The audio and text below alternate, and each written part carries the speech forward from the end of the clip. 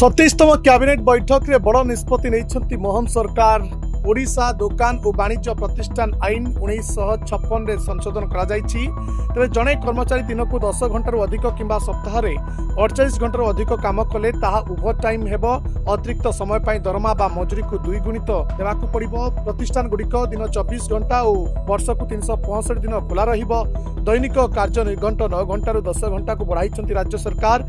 राज्य में राति में महिला कर्मचारी कार्य उपर प्रतिबंधक लागिथिला। कैबिनेट निष्पत्ति अनुसार ए प्रतिबंधक को एबे सरकार हटाई दैछन्ति। तेबे राति रे काम करने को संपृक्त महिला सम्मति आवश्यक और राज्य सरकार को अधिसूचित शर्तावली अनुसार महिला कर्मचारी को नियोजित कर गणशिक्षा विभाग रे गोदावरी आदर्श प्राथमिक विद्यालय योजना रे मंजूरी मिली। सेपरी घटगां तारिणी पीठर विकास पाई 226 कोटी मंजूरी होईछि।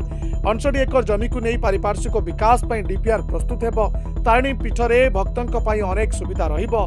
एथि मध्यरे रहिछि छात्री निवास, नड़िया भंडार, प्रसाद सेवन प्रकोष्ठ, जिनिस रखिबा घर और market complex. Report Dinalipi live.